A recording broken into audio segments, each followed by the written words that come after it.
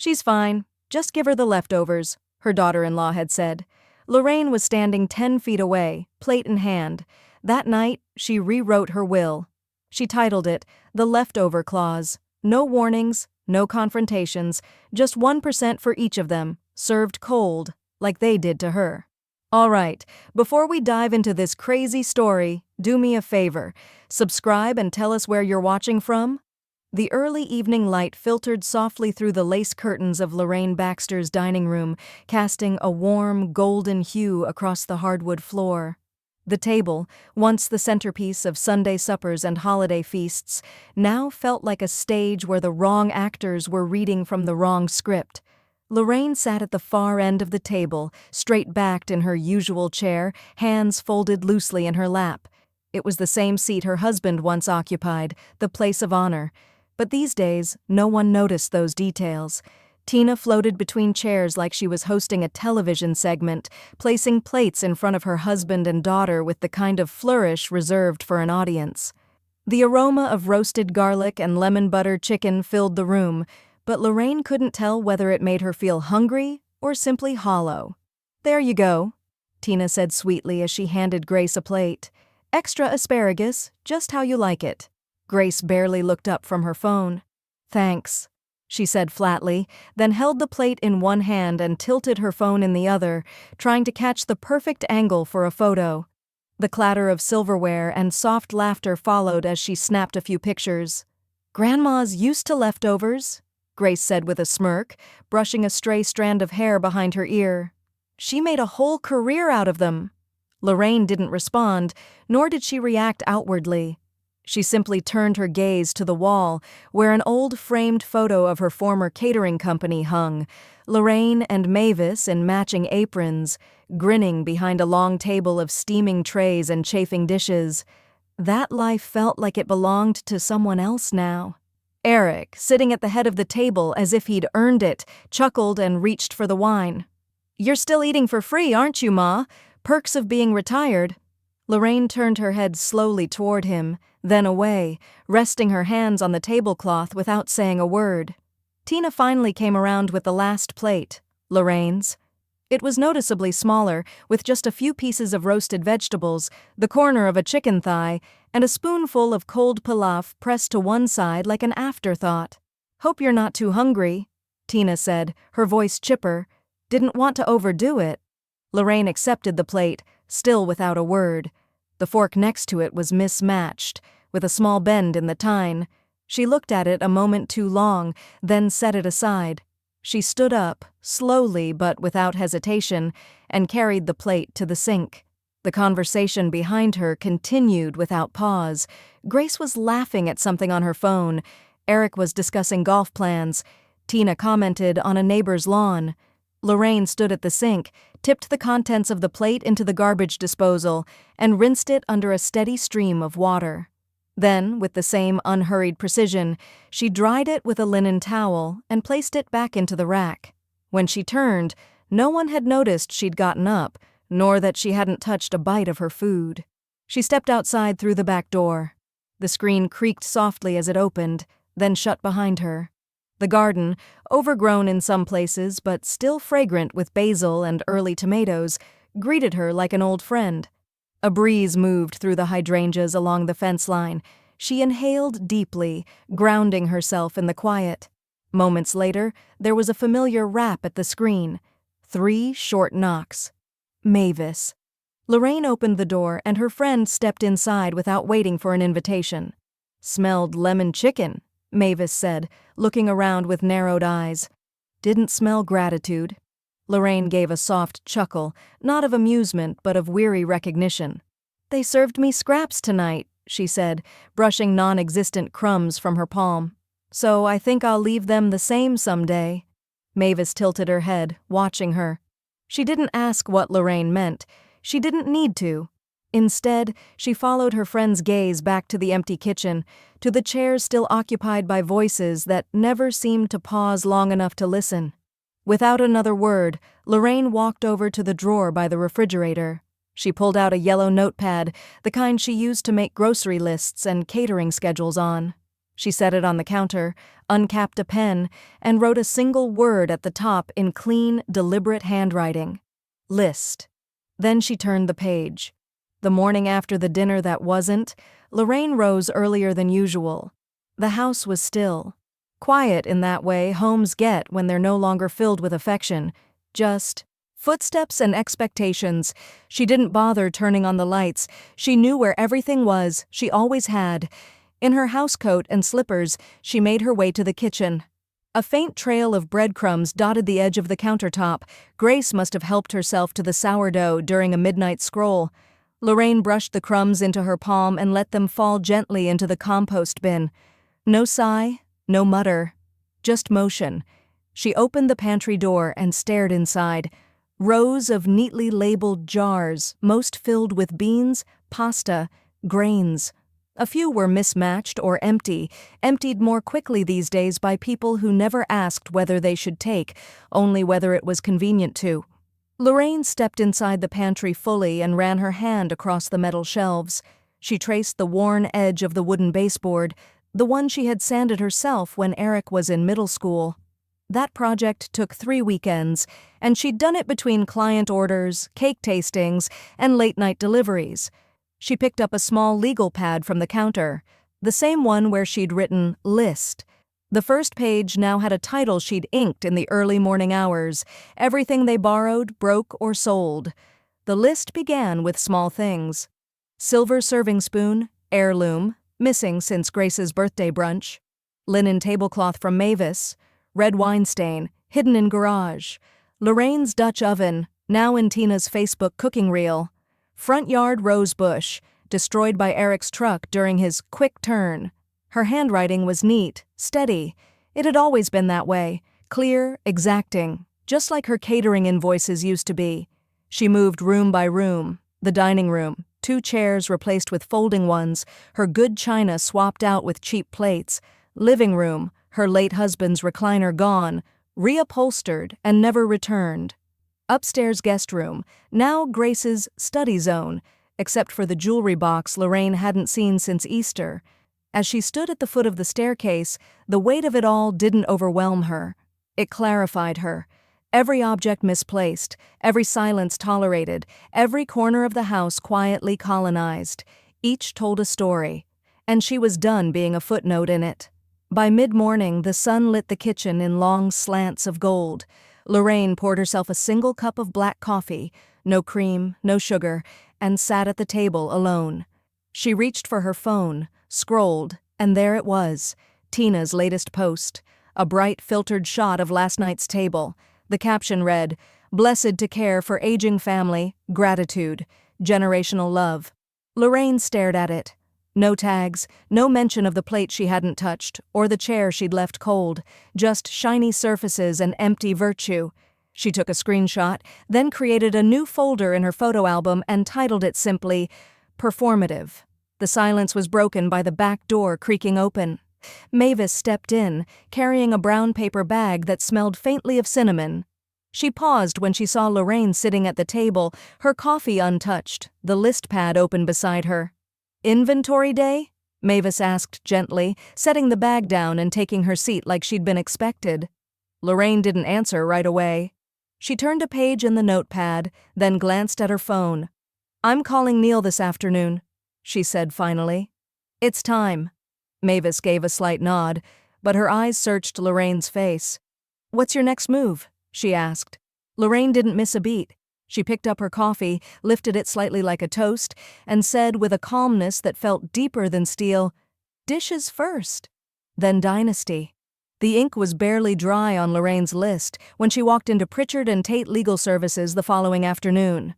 She wore her best slacks, not because she had to, but because some appointments deserved dignity. Neil Pritchard stood as she entered, offering a warm smile that didn't need to be practiced. "Lorraine," he said, gesturing toward the leather chair across from his desk, "you look like you mean business today." "I do," she replied, lowering herself gently into the seat. "And not the catering kind." Neil nodded and reached for a blank legal form already set at the edge of the desk. His office smelled faintly of cedar and old paper, the way a room should when it held decisions that couldn't be undone. She handed him 2 sheets from her notepad, the same ones that had kept her up past midnight. The first listed personal items, the second held numbers, percentages. "I want a clause added," she said, her voice steady. "Inheritance should reflect what's actually been earned. I've labeled it proportional inheritance based on verifiable acts of care." Neil adjusted his glasses and read it through once, then again, more slowly. When he looked up, his face held the faintest trace of admiration. "Has a bite to it," he said, "and teeth to hold." "I'm done rewarding presents without substance," Lorraine replied, "especially when it's only for..." Show that night, Tina posted a sun-drenched photo of Grace standing on a rooftop somewhere downtown, holding a coffee cup with both hands like it was a newborn bird. The caption read, "Proud of our Grace starting her influencer internship, Hotcher Next Gen Enter PR Queen." Lorraine saw it between lawnmower passes. The grass was long. No one else had offered. She trimmed each row with the same care she once reserved for wedding buffets. The lines were straight, precise, satisfying. She paused only once, wiping sweat from her brow, when a neighbor jogged by and waved. "Still out here doing it all yourself, huh?" Lorraine nodded and waved back, smiling faintly. "No one else seems to know where the mower's kept." Later that week, she made another call. Not to Neil. This time, to a young woman named Darla Simmons, a former culinary student she'd mentored years ago. Darla was now a professional photographer who specialized in food and storytelling. Lorraine invited her to spend 3 days shadowing her, not to stage anything, but to document it as it was.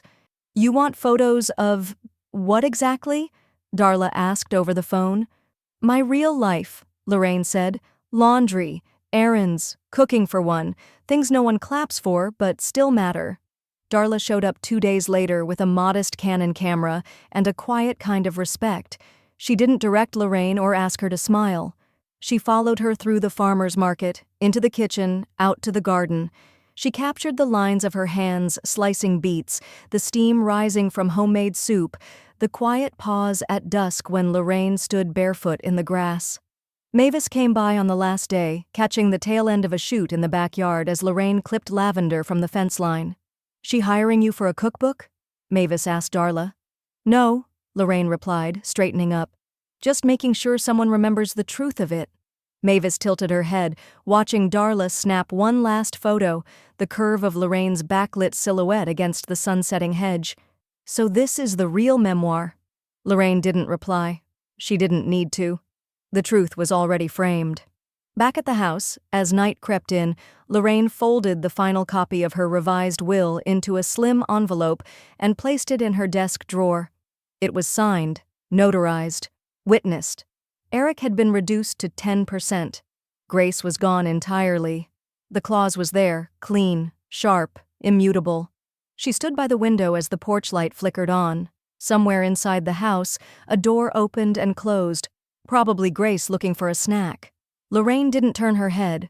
She just watched the light catch in the glass, casting her own reflection back at her like a confirmation.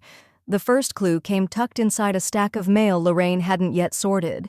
Most of it was junk, seasonal flyers, charity asks, the usual. But one envelope stood out. It was thin, printed on glossy cardstock and addressed not to Lorraine Baxter, but to Ms. L. Baxter, prospective resident. The return address was a senior living facility 5 miles east, Rolling Pines Memory and Wellness Center. She opened it slowly, careful not to tear the edge. Inside was a brochure with cursive headers, "Your Golden Years," reimagined, and a neatly printed sheet confirming her place on the facility's early admissions waiting list. Lorraine read the paper twice before setting it down beside her coffee. There had been no discussion, no mention, no consent, just a decision made in the silence she had long stopped trying to fill. She didn't storm into the living room or confront anyone over breakfast. Instead, she picked up her phone and dialed Neil Pritchard. When he answered, she didn't bother with small talk. "They've put me on a list I didn't ask to be on," she said evenly, "without my knowledge and without my signature." Neil paused, then asked the only question that mattered. "Do you want me to respond?" "I want a formal declaration filed," Lorraine said, her voice calm but cold. All legal and medical decisions go through me, and me alone. No one else speaks for me unless I say so in writing. Consider it done, Neil replied. Later that day, Lorraine changed into her walking shoes and took a bus downtown. She didn't need to go far, just enough to breathe somewhere no one asked her if she needed help getting up the steps. She spent the next few hours visiting 2 local shelters and a church-run soup kitchen tucked behind a community center. The air inside smelled of tomato broth, powdered detergent, and something else she couldn't name. Something tired. She asked questions no one had time to answer and took notes anyway. A teenage volunteer offered her a styrofoam cup of black coffee, thinking she'd come for a meal. Lorraine accepted it and drank it slowly at a table with a missing leg. By the time she returned home, her cardigan carried a faint scent of cumin and onion. She sat down at her kitchen table and pulled the notepad toward her, flipping past the list of broken things and inheritance numbers. On a fresh page, she wrote a sentence at the top, "Donations in lieu of inheritance." Below it, she began scribbling names: Women's Career Fund, Second Start Culinary Program, Lexington Literacy Collective. All places that did what her family wouldn't, show up for people who didn't have much and didn't ask to be reminded of it. The next morning, Grace approached her in the hallway, tablet in hand and eyes bright with practiced charm. "Grandma," she began, "I was wondering if you'd consider helping me cover a few credits next semester. My grad program just expanded, and the influencer course track opened up." Lorraine didn't flinch. Instead, she walked past her granddaughter, picked up her checkbook from the drawer, and wrote out a single check, neatly, without hesitation. She tore it free and handed it over. Grace looked down at it, blinking. The check wasn't made out to her. It was made out to the Women's Career Fund, with the note, "In honor of Grace Baxter, may someone else earn the chance." Grace opened her mouth to speak, but Lorraine was already walking away. The sound of the printer echoed softly in Neil Pritchard's office, each page emerging with quiet finality. Lorraine sat across from his desk, spine straight, fingers loosely interlaced in her lap. She had worn a charcoal sweater and her good brooch, small, silver, in the shape of a magnolia bloom. It had once belonged to her mother. Neil retrieved the stack from the tray, clipped it together, and handed it to her. "Here it is, final draft, full execution-ready form. The clause is in place exactly as you wrote it." Lorraine adjusted her reading glasses and scanned the pages without rush. Her finger traced the paragraph near the end, its language precise and irrefutable. "To each individual who consistently demonstrated disregard, neglect, or performative care, defined here as minimal interaction, digital performance without action, or verbal dismissal, a symbolic inheritance of 1% shall be distributed. This provision shall be known henceforth as the leftover clause." She read it again, slowly. A warmth spread through her chest. Not joy, not revenge, just clarity. Neil cleared his throat. "It'll hold. I've reviewed it 3 times. It's airtight. If challenged, it'll be upheld as intent, and more importantly, as logic." Lorraine signed the bottom of the final page, the pen gliding smoothly across the paper. "Let them try," she said. "They won't win, because this time I used the same tools they did, just better." The legal office was quiet except for the soft ticking of an antique wall clock. Neil watched her as she placed the pen down with care. "You do understand how symbolic this is," he said. "This isn't just about money." Lorraine gave a slight nod. "No, it's not. It's about measure. They handed me scraps, so I left them precisely that." She left Neil's office with a manila folder clutched against her chest like a fragile but finished recipe. The next stop was Mavis's front porch. The old swing creaked as Lorraine sat beside her friend and handed over a copy. Mavis put on her readers, leaned back, and skimmed through the highlighted clause. By the time she finished, her lips were pressed into something halfway between a grin and a whistle. "Well," she said, tapping the paper, "this is poetic." "It's proportional," Lorraine replied. "Poetry just happens to be part of the math." Mavis leaned over and clinked her lemonade glass against Lorraine's. "To leftovers, then." They sat for a while in shared silence, the kind that held both weight and affection. Cicadas buzzed low from the trees, and a mockingbird practiced other birds' songs in the maple above them. That evening, back at home, Lorraine took out her ivory stationery set from the top drawer, the one she used only for condolences and congratulations. She chose 3 envelopes and laid them out neatly. Each one was addressed by hand: Tina, Eric, Grace. Inside each envelope she placed a personal letter, measured, unembellished, truthful. Grace's envelope was heavier. It included a folded photograph, a printed screenshot of the donation receipt made in her name. At the bottom of Lorraine's handwritten note, a single line was underlined in bold ink: "Earn your own influence." "I've chosen to fund impact instead." She sealed each envelope with wax, an old habit from her catering days, back when presentation still meant something. The letters went into the same folder that now held the notarized will. Upstairs, the light from Grace's bedroom flickered behind her closed door, no doubt glowing with the dim reflection of curated posts and filtered ambition. Lorraine didn't knock. The next morning, as Lorraine brewed her coffee, a notification lit up on her phone. Tina had posted again. A photo of Grace standing next to an ivy-covered campus sign, tossing her hair with one hand, holding a faux diploma with the other. The caption read, "Paving the path for future generations, building real wealth, one strong woman at a time. Legacy makers and generational wealth." Lorraine stared at the screen, her thumb hovering just above the phone. Then she took a screenshot and filed it in the same album as all the others. Performative. She set her phone down, sipped her coffee, and glanced at the neatly sealed folder beside her. Lorraine was halfway through pruning the lavender when her phone buzzed. She didn't rush to check it. These days, urgency was a currency she no longer traded in. It was only after she'd swept the trimmings into the compost and washed her hands that she glanced at the screen. There it was, a new tag from Grace on a social platform Lorraine didn't even use. She clicked through anyway. A video played automatically. It opened with soft piano music and golden hour footage of the Baxter home exterior. Then, shots of Lorraine at the stove, apron tied around her waist, carefully ladling soup into a bowl. A close-up of her hands folding linens. A slow zoom on her profile as she read in her chair by the window. Over the montage, Grace's voice narrated in syrupy tones.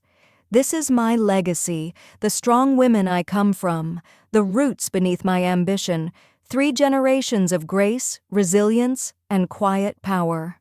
Lorraine watched, silent, as her own image was used to sell something she hadn't consented to, an aesthetic of reverence masking years of disregard. The final frame was Grace's face, full of staged sincerity, with the caption, #LegacyMakers, #mygrandmother, my foundation, #family. First Lorraine closed the app, then reopened it. Watched the video again, slower. She opened her laptop and clicked through to the website of the Digital Identity Defense Coalition, a nonprofit Mavis had once mentioned over lunch when a neighbor's grandson used his grandmother's photo for a shoe ad without permission. Within 15 minutes, Lorraine had filled out the necessary takedown form, attached the video link, and cited her state's statute on unauthorized commercial use of digital likeness. She wrote in the comments, "No consent was given. Image and voice were used to create a monetized narrative that does not reflect the subject's lived experience." She clicked Submit. By the following afternoon, the video had vanished from Grace's page. Tina's message arrived not long after. A rushed, breathless paragraph sent via text. "Lorraine, this is spiraling. Grace's internship brand is fragile. She has followers watching. You could have just asked her to remove it. This hurts her future. Please reconsider."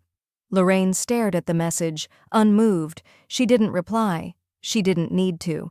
Instead, she opened her notebook and flipped to the back. On a blank page, she wrote the title, "The Invisible Years." Under it, she outlined 5 talking points: what it feels like to be essential, then ignored; how families curate stories without truth; the economics of gratitude that costs nothing; the theft of elder dignity under the guise of branding; the choice to fund legacy without participating in its fiction. That weekend, Lorraine emailed a finished op-ed to the Lexington Observer, attaching a recent photo Darla had taken, one where Lorraine stood in her garden, sleeves rolled up, hands in the dirt. The subject line was simple: submission on being seen too late. It was published online 2 days later. By the end of the week, it had over 12,000 local shares. Comments poured in. "This made me call my mother. I feel ashamed and grateful. Thank you. More of this, more honesty." Tina didn't post anything for 3 days. Grace deactivated her comments. Lorraine didn't bother checking in. Mavis arrived one morning with a basket of scones and 2 steaming travel mugs. "Your phone blowing up?" she asked, setting the basket down. Lorraine smirked. "Some people don't recognize a mirror until it speaks." Mavis lifted her cup. "Now that's the kind of leftovers that feed truth." Lorraine clinked her mug softly against her friend's. "No garnish needed." They sat outside as the sun filtered through the porch lattice, casting crisscrossed shadows on the floorboards like invisible fences slowly disappearing. Inside, Lorraine's inbox pinged with a new message. Subject line: "We'd love to syndicate your article for regional reprint." She didn't rush to open it. The envelope arrived on a Thursday, slid under Lorraine's bedroom door with a kind of sheepish ceremony. No knock, no conversation, just the soft scrape of guilt dressed as paperwork. She opened it at her nightstand, glasses perched on the bridge of her nose. Inside, printed on thick letterhead with Eric's law firm watermark, was a draft labeled Family Asset Protection and Distribution Understanding. It was peppered with phrases like streamline inheritance, minimize confusion, and mutual familial clarity. Beneath the legal fluff was the intent: sign here, and we all get a cleaner slice of your life. Lorraine folded it once, then again, and slid it back into the envelope. She didn't rip it. She didn't respond. Not yet. Instead, she moved quietly through the house the next morning, stepping into the guest room with a pad of paper and a pencil. The room still bore traces of Grace's stay last summer: a neon ring light in the corner, a pile of unread PR textbooks, a floral throw blanket never once folded. She sat on the edge of the bed and looked around. The dresser held her mother's hand mirror, one of the few heirlooms she hadn't locked away. She made a list of everything in the room: the mirror, 2 embroidered pillowcases from her wedding chest, the teak rocking chair that had once lived in the nursery. By mid-afternoon, she'd packed a box. By evening, she'd made 3 more. The next morning, a driver from the local historical society came to collect her donations. Lorraine handed over receipts and kept copies for her files. When asked if she wanted them displayed under her family's name, she shook her head. "No," she said, "they don't know what these items mean. Let someone who understands carry their stories forward." The next stop was Neil's office again. No folder this time, just a single document to amend. She handed him a printed form and pointed to the section labeled Medical Power of Attorney. "I want it updated," she said, voice calm but resolved. "No family, not Eric, not Grace, not Tina." Neil raised an eyebrow, but didn't ask. He filled out the amendment silently. "Do you want to assign someone else?" he asked. "I already have," Lorraine replied. "Mavis. She has my trust, and more importantly, my sense of humor." They both chuckled softly. It was the kind of laughter that came not from relief but from release. The following day, Lorraine stood in the hallway and looked at the guest room one last time. Empty now, clean, white, impersonal. Like a blank page no one in her family would be allowed to write on again. She picked up the phone and called Sunbeam Cleaning Services. "I'd like a full deep clean. Windows, floors, baseboards, and bring the lavender disinfectant," she added with a smile. "The one that smells like it's trying too hard." The woman on the other end chuckled. "We can do that. First available is Friday morning." Lorraine glanced at the calendar and circled the date. Perfect. When the team arrived, 3 women in matching aprons and bright yellow gloves, Grace passed them in the hallway, earbuds in, half aware, and muttered, "Didn't know we were hosting strangers." Lorraine didn't flinch. "They're not strangers," she said. "They were invited." That evening, she hosted her own dinner. The table was beautifully set, white linen, polished silver, cloth napkins folded in crisp triangles. The dining room was filled with warm conversation, clinking glasses, and easy laughter. There were 7 guests, all seated comfortably: a librarian, a retired nurse, the local mail carrier, 2 former students, a widow from her book club, and Mavis at the head like a quiet sentinel. There were no cameras, no hashtags, no second servings for people who didn't show up the first time. Lorraine raised a glass of sparkling cider. "To real company," she said, "and rooms that remember who opened them." The scent of grilling meat floated lazily through the backyard, mingling with the sharpness of citronella and freshly cut grass. Folding chairs had been scattered unevenly across the lawn like an afterthought, most arranged in a semicircle facing the patio table, which held trays of overdone burgers and grocery store potato salad, still in its plastic tubs. A Bluetooth speaker buzzed faintly with a country playlist someone had queued but hadn't cared to curate. Lorraine arrived on time. She wore a soft blue blouse, linen slacks, and her polished sandals. A wide-brimmed straw hat shaded her eyes, though not her expression. Eric greeted her with a distracted wave from the grill, tongs in hand, beer tucked under his elbow. "There's a seat for you somewhere, Ma," he called without turning fully around. "Think Tina set one up near the garden." Lorraine scanned the yard. The main table was full: Grace, Tina, 2 neighbors, and someone's friend from work. All seated, all chatting. Her seat was indeed near the garden. A folding chair, thin, metal, slightly rusted on one leg, placed just far enough from the table that it would require either an intentional invitation or a loud request to be noticed. No one offered either. She sat. The plate Tina handed her was made of foam and bent slightly under the weight of coleslaw and a grilled chicken leg. No napkin, no drink. Lorraine balanced it on her knees with the practiced hands of someone who had once fed 60 people at a wedding without spilling a drop. The conversation floated around her like smoke. Laughing about weekend plans. Grace detailing her digital rebranding. Tina showing off a new skincare line she claimed to be consulting on. No one asked Lorraine a question. No one paused to listen if she spoke. So she didn't. She ate quietly, slowly. The chicken was dry. As the sun dipped lower, Tina brought out cupcakes with patriotic sprinkles, and Eric raised a bottle in mock toast. Lorraine stood before the dessert tray, made it her way. Grace noticed her rising and turned slightly, her voice raised just enough to be heard. "You didn't even say goodbye, Grandma." Lorraine paused and turned her head, her tone level and unhurried. "I didn't realize anyone said hello." Then she walked toward the gate, never breaking stride. That night, back in her kitchen, Lorraine opened a manila envelope from her desk drawer labeled Emergency Fund. She removed half the contents and slid them into a smaller folder she'd already prepared. On the cover, Bluegrass Culinary Equity Project. The check she wrote was large, larger than she'd ever written before. And it felt right. The next morning, Mavis arrived with a cardboard box under one arm and her hair tied up in a paisley scarf. She didn't ask questions when she saw Lorraine standing at the glass-front china cabinet, hands resting on the edge, eyes fixed on the bone-white dishes passed down through 2 generations. "We boxing it up?"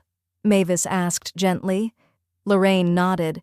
It's time it went to someone who understands the meaning of a seat at the table.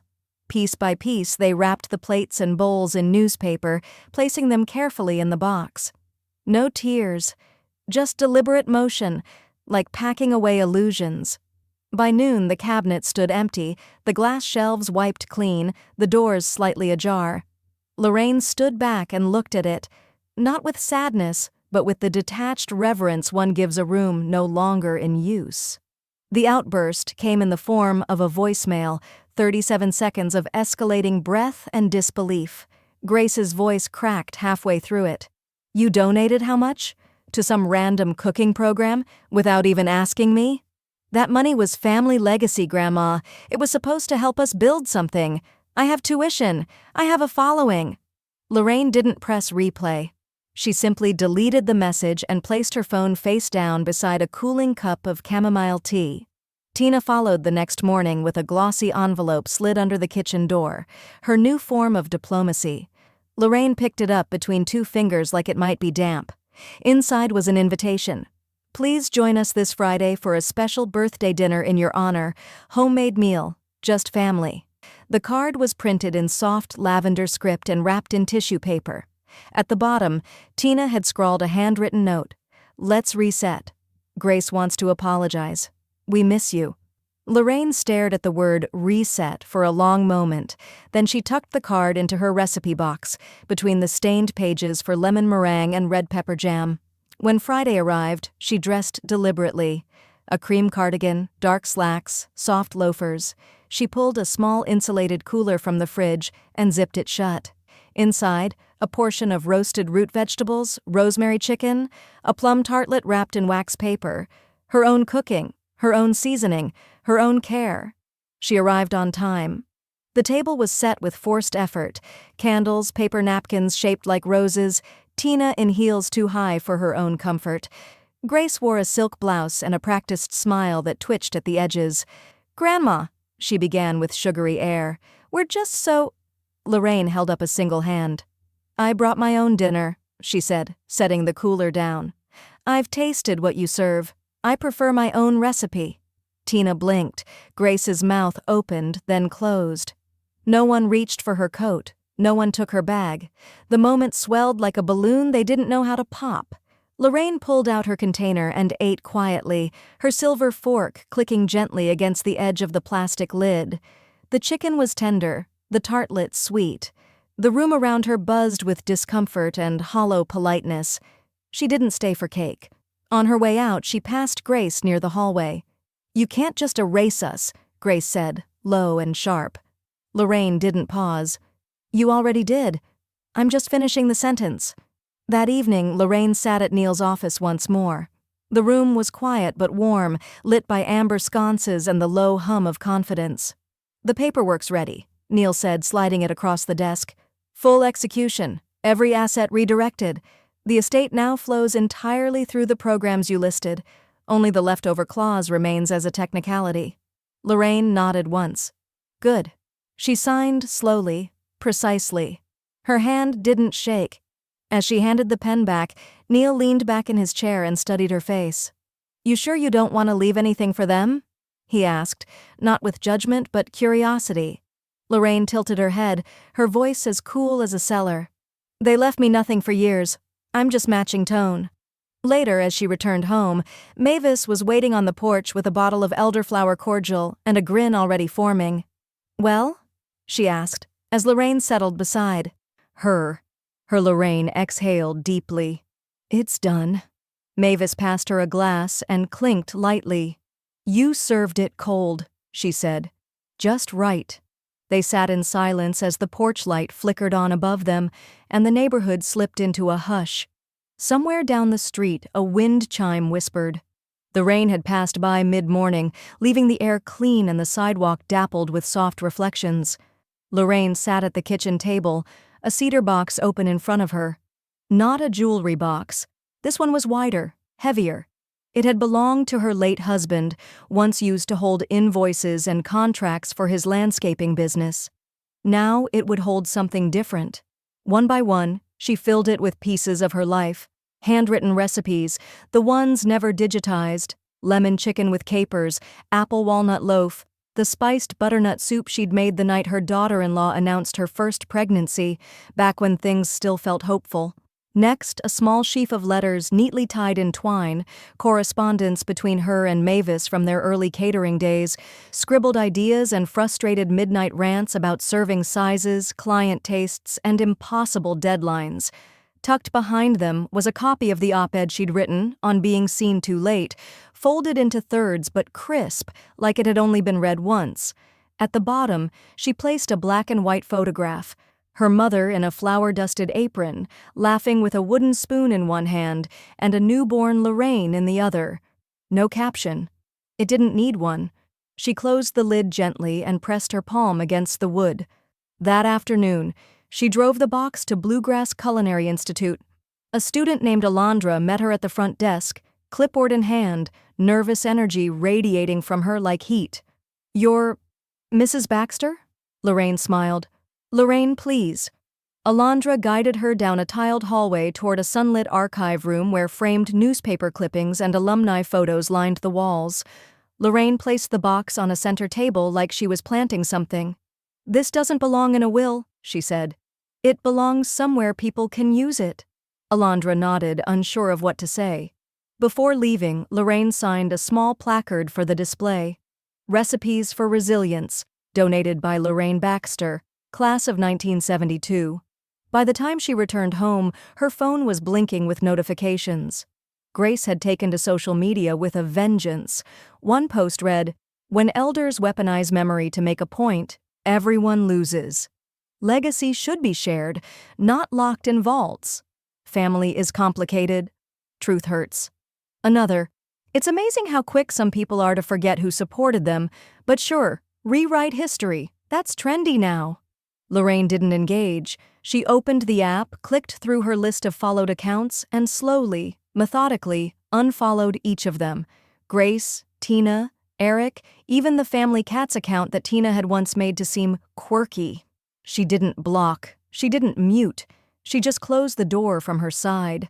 The next day, Mavis found her at the used car lot off County Road 11, leaning against a cherry-red convertible that looked like it belonged in a 1983 catalog photo. Mavis raised a brow. "Is this a crisis or a celebration?" Lorraine smirked. "A little of both, but it drives clean and the roof folds back like it remembers freedom." The car was paid for in cash. No loan, no cosigner, just her name on the title. The following evening, Tina showed up unannounced.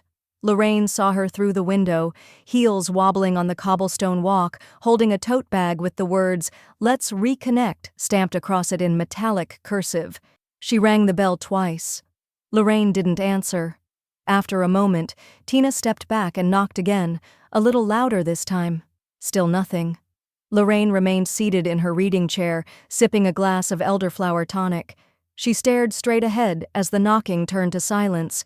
Eventually, she heard the soft retreat of footsteps, the car door closing, the ignition fading down the street. She stood and walked over to the front door, not to open it, but to slide the deadbolt with a quiet click. It started with a folder in the drawer, labeled simply "Next." Lorraine had slipped the paperwork in weeks ago. Real estate contacts, zoning research, handwritten notes clipped together with a paperclip shaped like a key. She hadn't told anyone, not Mavis, not Neil, not even Alondra from the culinary school, who had become something of a curious pen pal in recent days. The decision hadn't come with anger or ceremony, just certainty. She called the agency on a Monday, spoke to a woman named Cherise who didn't ask unnecessary questions, and scheduled a discreet walkthrough for Thursday morning. Lorraine brewed fresh coffee before she arrived and laid out a plate of shortbread cookies, the ones shaped like stars. "No open houses," Lorraine said plainly. "No signs on the lawn until I say so." Cherise nodded. "Understood." By the following week, Lorraine had accepted a private offer. The buyer, a local nonprofit that trained young adults aging out of foster care in trades, carpentry, culinary, sewing, light mechanics. They'd been searching for a building with enough rooms to house workshops, offices, and a modest communal kitchen. Lorraine's home, 2-story, sunlit, already loved into every corner, fit perfectly. She read the proposal twice, then signed. No counteroffer, no hesitation, just a quiet, full-circle kind of peace. The first time Eric saw the "For Sale," under contract sign, he was stuck behind a landscaping truck 3 houses down. The font was small, unassuming, professional, but it was there, staked in the front yard beneath the hydrangeas Lorraine had pruned every spring without help. He pulled over hard, tires bumping the curb, and stared. For a long time he didn't even get out, just sat gripping the steering wheel, watching his mother's house transform into something no longer his to assume. His call came in just after 6 that evening. Lorraine didn't answer.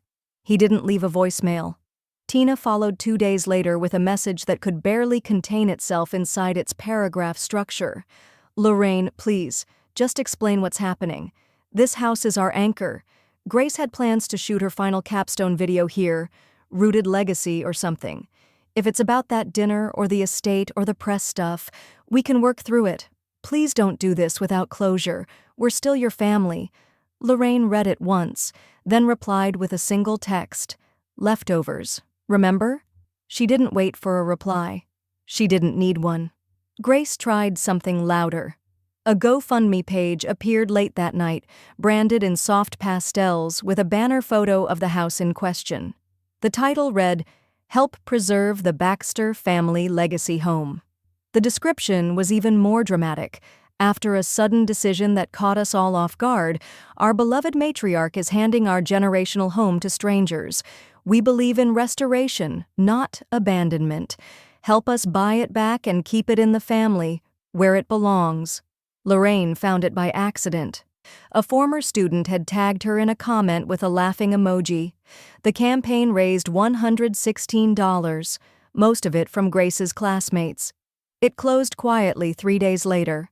That Sunday, Lorraine stood at her front window and watched as a local tradesman in coveralls measured the front steps. Another jotted notes about the porch railings. A woman in her 20s with a clipboard pointed at the side yard and nodded, clearly envisioning something useful in the soil Lorraine had long kept soft. She smiled.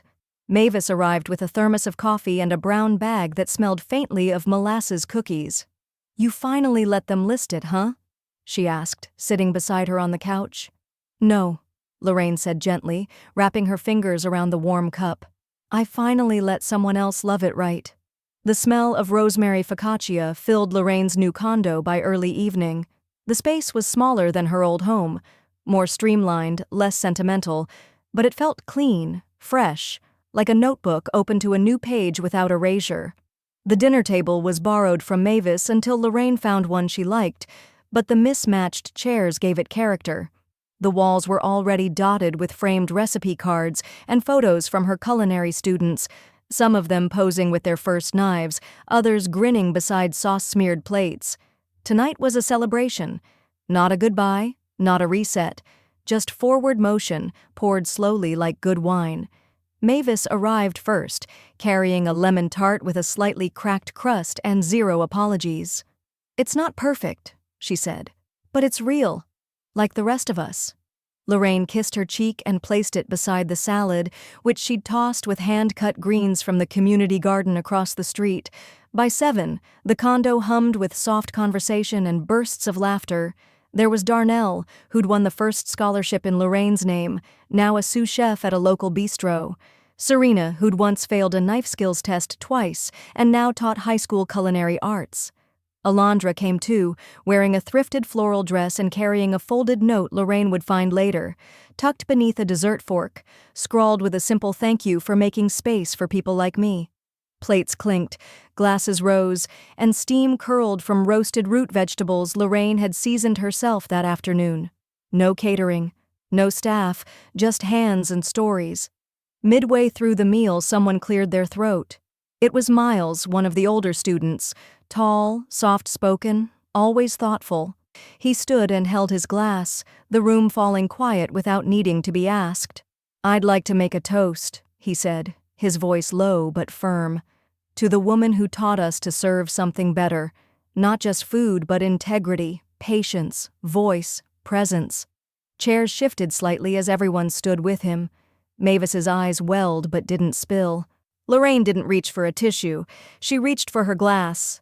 "To better," she echoed, lifting it, "and to the ones who showed up hungry for more than just praise." The glasses clinked like a soft chorus, and someone, Serena probably, murmured, "Amen." Near the end of the evening, while someone played a few crooked notes on the old upright piano Lorraine had found on Facebook Marketplace, her phone buzzed. She picked it up, glanced at the screen, and quietly turned it face down without breaking stride. It was Grace. The preview text read, "I don't understand why you had to shut us out. Don't you think you've made your point already?" Lorraine didn't respond. She blocked the number. Then, with a steady breath, she walked over to the piano and turned the page of sheet music for the student playing, who looked up with surprise and delight before launching into a simple, sweet rendition of Clair de Lune. As the music drifted through the condo, Neil arrived, late, as always, with a rolled-up parcel under one arm. "I brought a little something," he said, offering it to her. "Framed, as promised." Lorraine unwrapped the brown craft paper carefully, revealing the matte black frame inside. It was her clause, the leftover clause, typeset, signed, stamped. To each individual who treated me as optional. She ran her hand across the glass, slow and deliberate. Thought you might want it hung somewhere, Neil added, or tucked away, your call. Lorraine studied it, then glanced at the empty wall above the piano. There, she said, let it live near the music. Neil smiled. That's poetic. No, she replied. It's proportional. Lorraine found it while reaching for frozen peas. Tucked behind an unopened bag of dinner rolls and a box of microwavable fettuccine, it sat like a forgotten apology. A gallon-sized freezer bag, half squashed, its contents grayish and unidentifiable under a thin sheen of frost. A sticky note pressed to the front read, "For Mom, if she wants it." The handwriting was Tina's. Lorraine stood there for a moment, one hand still resting on the freezer door, the other holding the offending bag. Cold air clung to her wrist like a whisper. She didn't sigh. She didn't grimace. She laughed. It wasn't loud or bitter. It was the kind of laugh that comes when the story finishes writing itself for you, and all you have to do is underline it. By noon, the bag was photographed on her countertop, framed in soft, indirect light. Lorraine printed the photo at the corner pharmacy, chose a matte finish, and slid it into a small gold frame she normally reserved for wedding photos or baby announcements. The next morning, she paired it with 3 identical manila envelopes. Each envelope contained a printed summary of her now final will, signed and notarized weeks prior. There were no attachments, no emotional cushioning, just a bullet-point clarity they couldn't mistake. All assets reassigned, all authority revoked, each party named in the leftover clause to receive 1%, disbursed as labeled. At the bottom of each letter, centered and unbolded, she included the caption from the photograph, "As labeled." The photo itself was tucked inside each envelope, perfectly aligned with the will's first page. Later that afternoon, Lorraine walked to the corner mailbox with her oversized sunglasses on and a cashmere scarf wrapped loose around her neck. She dropped the envelopes in one by one, slow as coins, into a wishing well. Then she walked home through maple-lined streets, stopping to admire a neighbor's rose trellis and letting her fingertips brush the petals like punctuation. When she returned, Mavis was already at the table with 2 lemon bars and a rolled newspaper. "Guess what made the regional alumni newsletter?" Mavis said, waving the paper. But Lorraine was already grinning. "Let me show you something first." She walked to the mantel and returned with the framed photo, handing it to her friend with both hands. Mavis adjusted her glasses, squinted, and blinked. Is that a freezer bag?" "Mm-hmm." "And the note says, 'Oh my Lord.'" Lorraine nodded, calm as rain. "It's the most honest thing Tina's ever left me." Mavis snorted, then cackled, then laughed so hard she had to brace herself against the counter. She wiped at her eyes. "You framed it?" "I framed it. And I mailed it. To all 3 of them." Mavis looked at the picture again, now with something like reverence. "That's the new family portrait." Lorraine poured them both a cup of chamomile, steady hands over antique cups that had once belonged to her grandmother. She set the sugar out, even though Mavis always skipped it. By evening, Lorraine updated her obituary draft. She kept it short, just the basics. Name, date of birth, education, culinary career highlights. Then, in the final sentence, she added one last line: "Survived betrayal. Passed on better." She saved the file and backed it up to a flash drive labeled simply Finale. Outside, dusk crawled up the windows. Inside, Lorraine stretched her legs, turned the lights down low, and let the silence settle like the last satisfied breath after a full meal. The legal clerk at the courthouse didn't even blink when Lorraine handed her the file. "Adult adoption," she said, offering a thin smile as she reviewed the documents. "We don't see many of these, but we do see the good ones." Lorraine nodded, steady. "This one's a good one." Outside, Alondra waited under the courthouse archway, nervously adjusting the sleeve of her thrifted linen blazer. Her hair was up for once, a small barrette tucked behind her ear, and she clutched a pastry box like a shield. Did it go through? She asked, voice caught between hope and disbelief. Lorraine lifted the stamped copy of the order. Effective today. You're mine now, on paper at least. Alondra opened her mouth but nothing came. Instead, she handed over the box. Inside, 2 eclairs dusted with cocoa and a slip of paper folded like a wish. Lorraine glanced at the note. It read, "Thanks for seeing the best in leftovers." By the time they returned to the condo, Mavis had already rearranged the dining table with her usual flair, napkins tied with kitchen twine, a mason jar of daisies at the center, and a bottle of sparkling juice chilling on ice. "You two missed my speech," she scolded gently. "I was going to say something about stubbornness and legacy and creme brulee." "You can still say it," Lorraine offered, removing her coat. "Nope, I ate the brulee and forgot the rest," Mavis said with a wink. After dinner, Lorraine opened her laptop one last time to revise the trust document. Neil had left it editable under one condition, that she not ask his opinion about what came next. She didn't. She typed slowly, carefully, eyes clear and hand unwavering. All residual estate to be directed toward the Lorraine Baxter Mentorship Fund. Trustee, Alondra P. Rivera, legally adopted daughter, symbolic and named heir. There were no carve-outs, no compromises, no footnotes with conditions. Lorraine uploaded the update, encrypted the file, and closed the laptop with finality. That night, a voicemail arrived. It was Grace. Her voice trembled, coiled somewhere between panic and fury. "You ruined us. You really did it. Do you even know what you've done? We're nothing now. We have nothing." Lorraine sat with it for a moment, then deleted the message without replying. But as she stood to wash her teacup, she said aloud, more to the quiet than to herself, "No, Grace, I just stopped funding the ruin." The next morning, Lorraine visited a small jewelry boutique run by a retired silversmith who'd once catered a wedding she'd organized. The store smelled like wood polish and time. She chose 2 bracelets, simple silver cuffs engraved with the word rooted on the inside, one for herself, one for Alondra. The older woman behind the counter wrapped them in velvet pouches. "Mother-daughter gift?" Lorraine smiled softly. "You could say that." Later that week, while planting rosemary in the community garden, Mavis crouched beside her, brushing dirt from her gloves. "You didn't just cut ties," she said.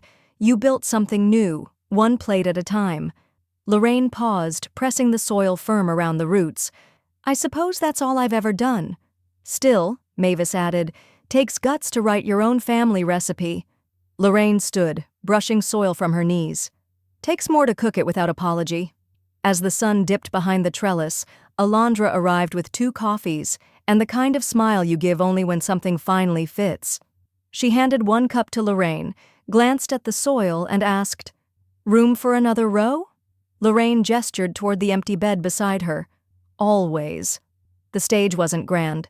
Just the staff room of the Bluegrass Culinary Institute, dressed up with fairy lights and borrowed linens. The air held a hum of anticipation, soft and kind. Folding chairs had been arranged in clean rows, mismatched but aligned, facing a makeshift podium constructed from 2 butcher blocks and a covered crate of seasonal squash. Lorraine stood behind it now, a small stack of note cards in her hand, though she hadn't looked at them once. Her hair was tucked back in a simple twist, and the engraved bracelet on her wrist glinted faintly under the warm overhead lights.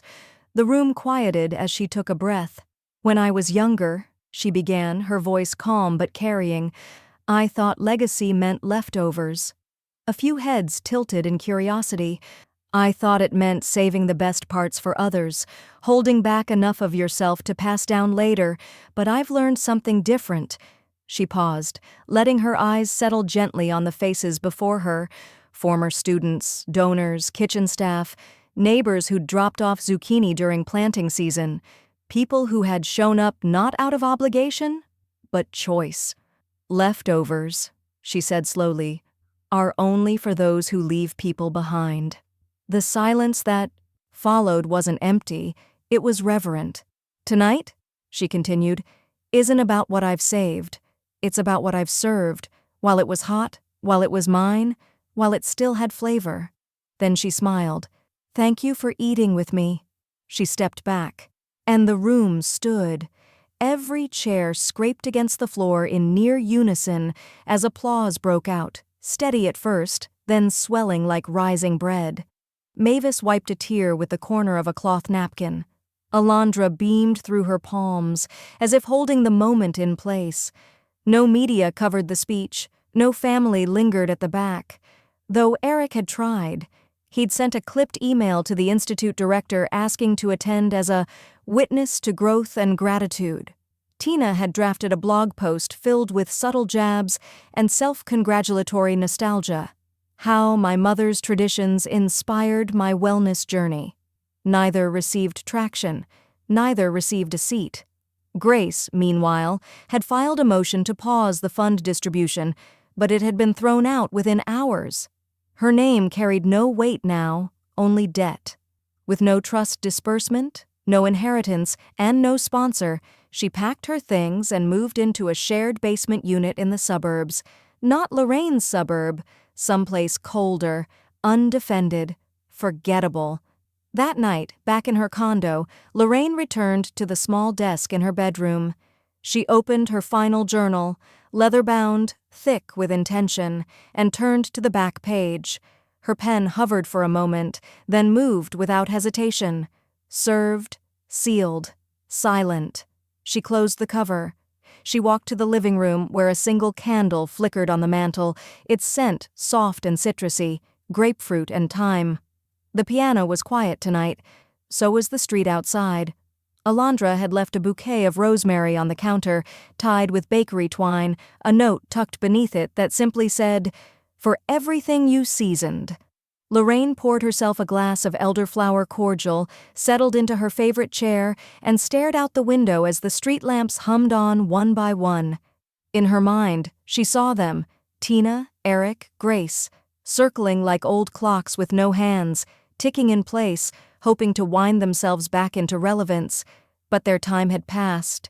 They'd offered her scraps, cold, unlabeled, forgotten scraps, and she had returned them plated, stamped, and documented, so their pettiness would outlive their spin.